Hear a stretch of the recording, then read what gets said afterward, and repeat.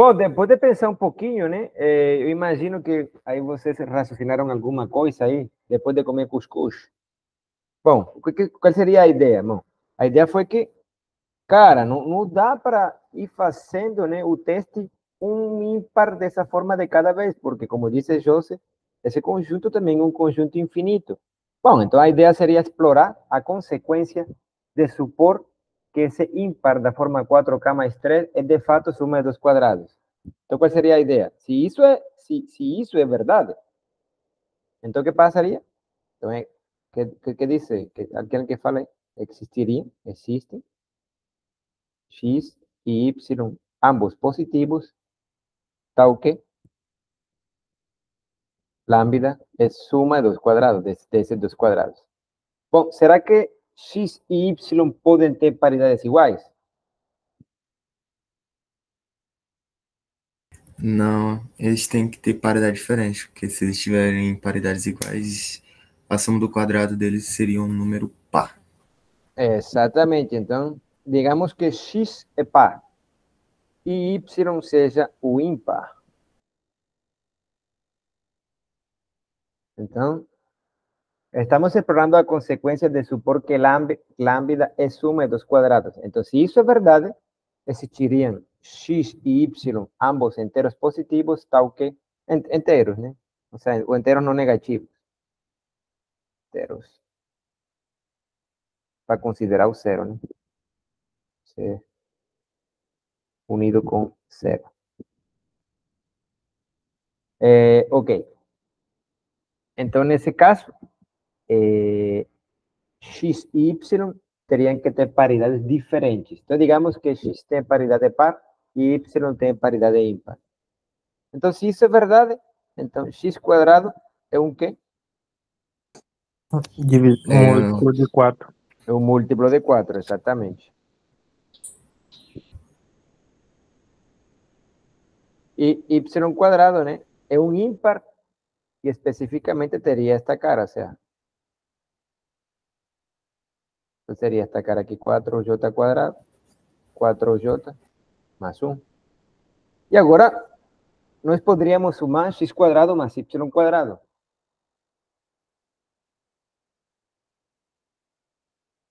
Entonces, eso, eu vou fazer a suma aqui.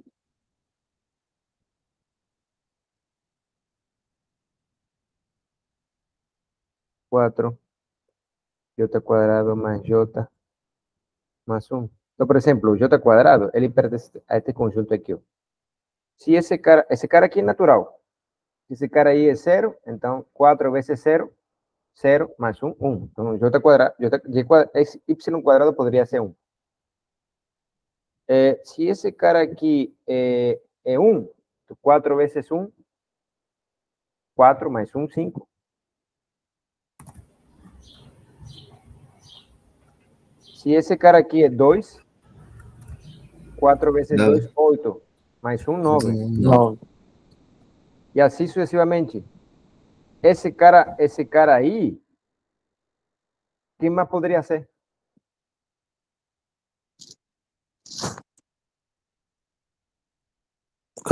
Podia ser 13. Não, 3, não. 13? Ah, 13, isso aí. E assim sucessivamente. Ou seja, y quadrado é um ímpar, mas um ímpar especial no sentido de que quando tu divide ele por 4, sempre deixa resto 1. Beleza? Aí quando, então, analisando as sumas, analisando x cuadrado más y cuadrado. Aí tu dices, ah, então vamos sumar. Então vamos sumar. Por exemplo, 0 mais 1 dá 1. E tu dices, não, mas então lambda não pode ser essa suma. Por quê? Porque 0 más 1, cuando tú divides él, o sea, 0 más 1 es 1. Cuando tú divides ese número por 4, te da resto, ¿qué? 1. Entonces dice, no, bueno, lambda tenía resto 3, cuando se divide por 4, entonces no puede ser. Bueno, entonces no puede ser eso, entonces tiene que ser 4 más 5. 4 más 5 es ¿qué? Es 9. 9. ¿Cuál es eso? Cuando tú divides 9 por 4, te da resto, ¿qué? também. 1 também, então não pode ser. Então não pode ser isso. Então vamos dizer que é 8 mais 9. 17. Qual é o resto da divisão de 9 mais de 17 entre 4? Deixa eu olhar aqui. Vai dar 1, mas deixa eu olhar aqui. Vai dar 1, exatamente. Então, de fato, se tu suma esse cara aqui, te daria 4 j quadrado mais j mais k. Esto aqui 1, onde k, sendo k, com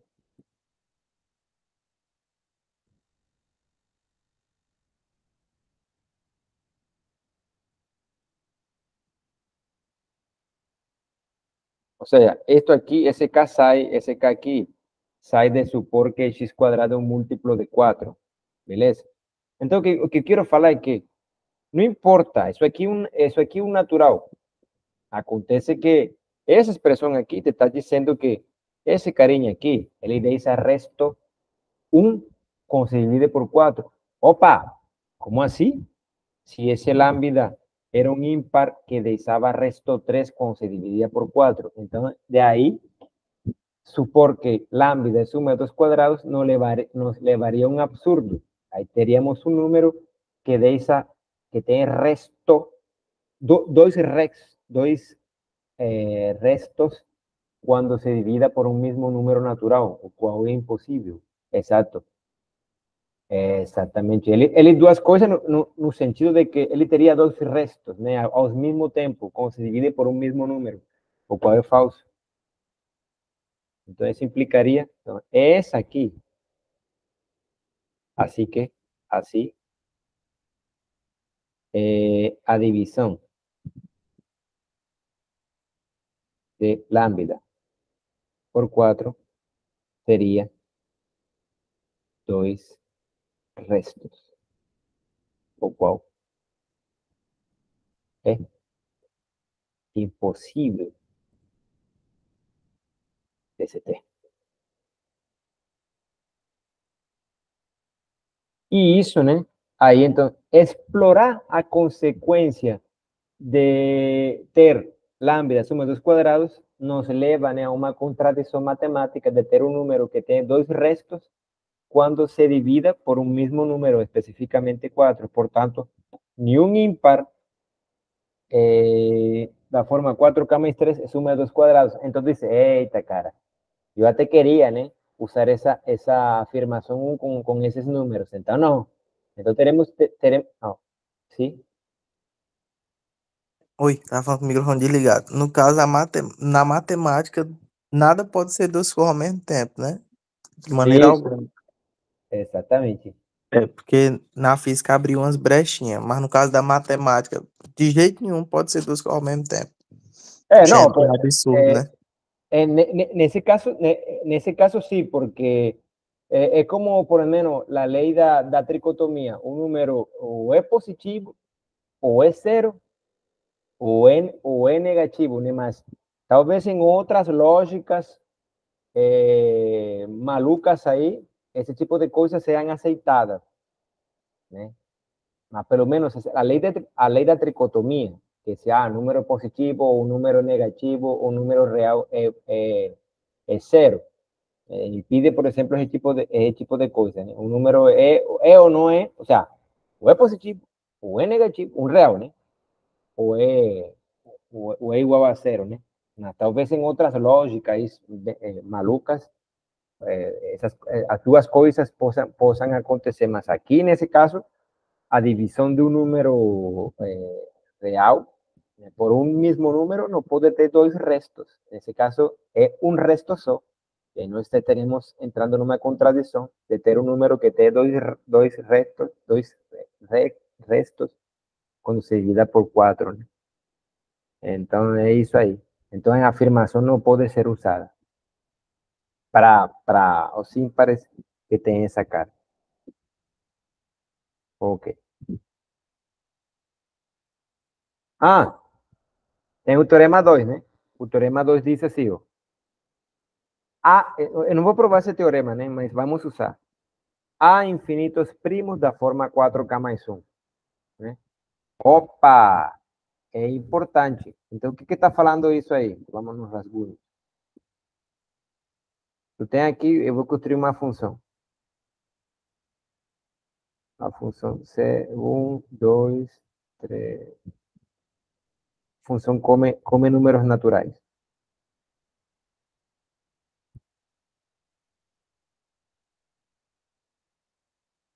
Pronto. E essa função vai cuspir outro natural. Agora eu vou dizer por quê. E a função tem essa fórmula aqui. Ó. Ah, não. Eu vou tirar essa. A fórmula da função é essa aqui.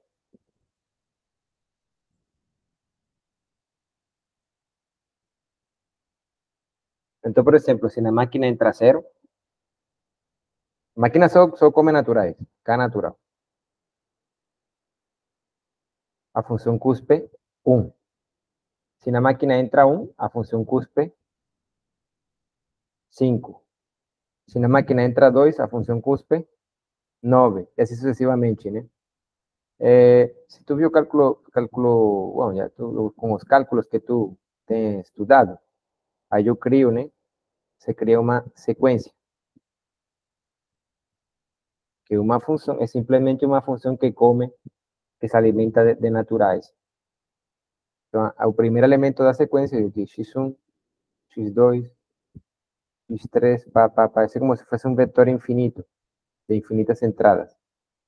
Então, o primeiro elemento dessa sequência seria 1, o segundo seria 5, o terceiro 9, qual seria o quarto? 13. 13, qual seria o quinto?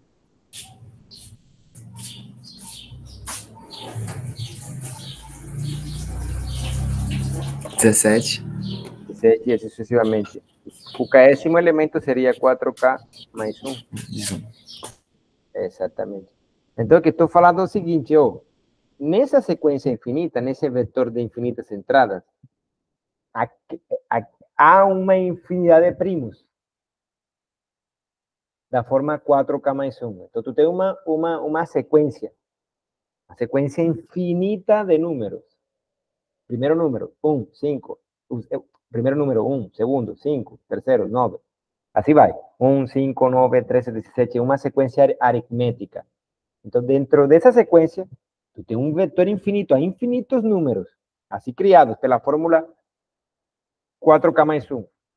Mas impressionante é que nessa sequência infinita há infinitos primos da forma, obviamente, 4K mais 1. Então, tu diz, opa, beleza, tenho com esse teorema de Fermat e com esse teorema 2 de que na sequência 4K mais 1 há infinitos primos, tenho todo o que eu queria para construir tripletas pitagóricas. Por quê? Tem infinitas possibilidades? Não. ¿Por qué? No, infinitos primos A, por ese teorema. Más, ¿por qué que juntando ese teorema 2 y ese teorema 1, teríamos infinitos ternos pitagóricos?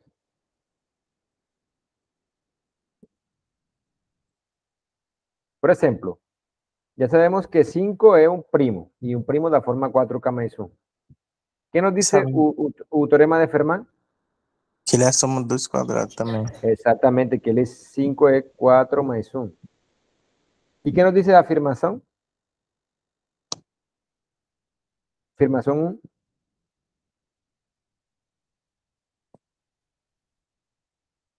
Afirmación 1 dice que el cuadrado de él es también suma de 2 cuadrados. Decir que el cuadrado de él es suma de 2 cuadrados significa geométricamente que 5 hay hipotenusas de un triángulo pitagórico. Es simple, es así. Por ejemplo, 13. 13 es un primo de la forma 4K más 1. Entonces, o Fermat nos estaría falando de que él es suma de 2 cuadrados.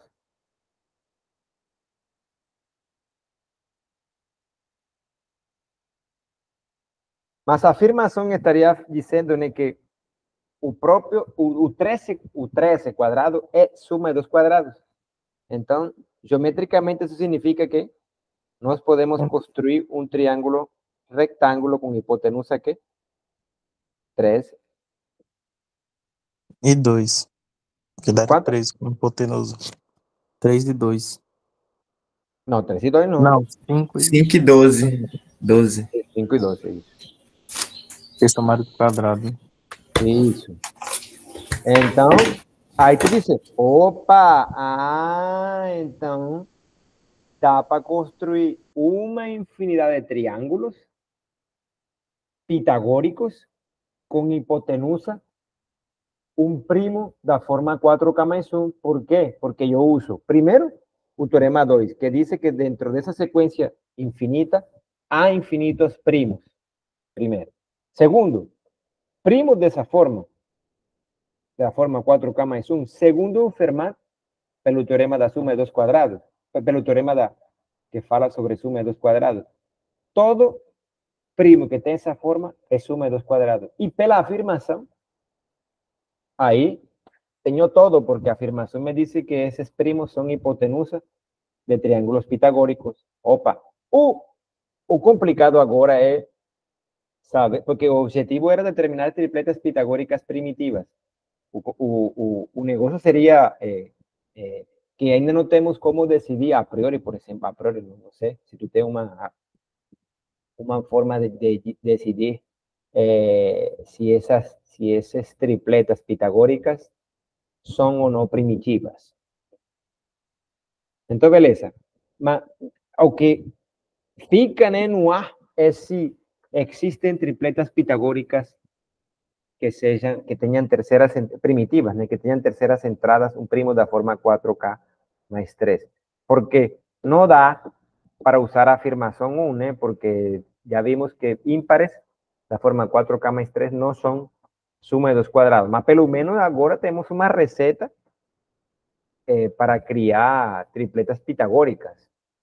Porque é só descobrir um primo da forma 4K mais 1. Beleza. Acontece que não temos uma receita para encontrar esses primos, mas pelo menos temos alguma coisa. De dizer, não, tá, é só pegar um primo que tenha essa cara. Já um começo, exatamente.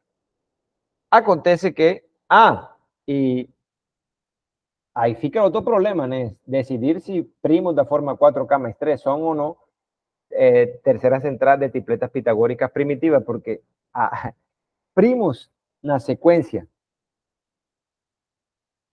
3, 7, 11, 15,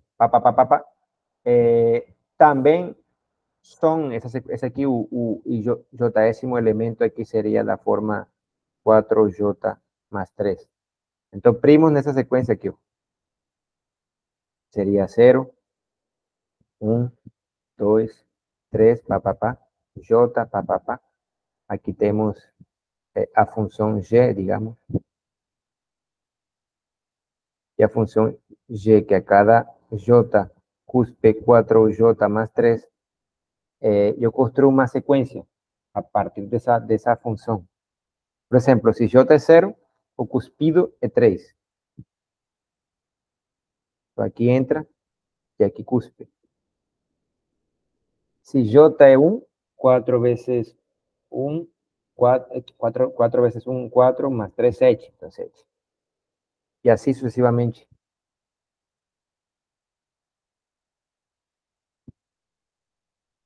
Então, tu cria uma sequência. Qual sequência? Primeiro elemento 3, segundo 7, e assim sucessivamente. Nessa sequência, há uma infinidade de primos também. Entendeu? É isso, pessoal. Então, na próxima aula, né, vamos tratar sobre a infinidade dos números primos e como a partir dessa prova ter, por exemplo, a prova da infinidade dos primos nessa sequência aqui. Esta aqui vou deixar como trabalho. Mas essa aqui, então iremos provar a infinidade dos primos e a partir dessa prova gerar a prova de que nessa sequência aqui há infinitos primos. Beleza? Então é isso, então a gente se vê na próxima semana.